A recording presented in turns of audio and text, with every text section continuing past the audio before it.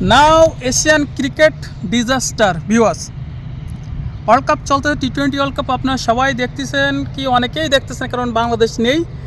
একটা কথা এই জন্যই বলতেছি ডিজাস্টার, যে ক্রিকেটের মধ্যে সবচেয়ে এশিয়ানে পলিটিক্স চলতেছে, আর সেই পলিটিক্স লাগে আজকের এশিয়ান ক্রিকেট সবচেয়ে খারাপ অবস্থায় আছে। একজনও সেই ফাইনাল খেলতে পারবে না আমার যতটুকু মনে হয়। কারণ প্রথমে এশিয়ার সেকেন্ড টিম আফগানিস্তান বাড়ি চলে গেছে, ঠিক আছে, এবং সুপার 8 শ্রীলঙ্কা গেছে।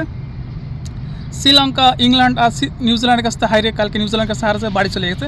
পাকিস্তানের 99% বাড়ি যাওয়ার সময় হয়ে গেছে, ঠিক আছে, চলে গেছে। ইংল্যান্ড আর ধরো নিউজিল্যান্ড চলে যাবে সেমিফাইনালে, পাকিস্তান আউট। আর ওইদিকে ওয়েস্ট ইন্ডিজ সাউথ আফ্রিকা, তা ওয়েস্ট ইন্ডিজ সাউথ আফ্রিকার ওই জায়গায় ইন্ডিয়ার 50% চান্স আছে। আর যদি না যেতে পারে তাহলে এশিয়া মহাদেশেতে একটা টিমও সেমিফাইনাল খেলতে পারবে না ইন্ডিয়া যদি না যেতে পারে, ঠিক আছে। তো অ্যাকচুয়ালি এখন বর্তমানে এশিয়ান ক্রিকেট ডিজাস্টার হয়ে গেছে।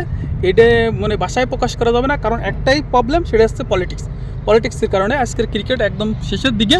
আর ইন্ডিয়ান যদি টিকে থাকতে পারে তাদের হোম গ্রাউন্ডই, ঠিক আছে, কারণ ওয়েস্ট ইন্ডিজ আজকে পিটেবেন, রাম পিটেন সাউথ আফ্রিকারে।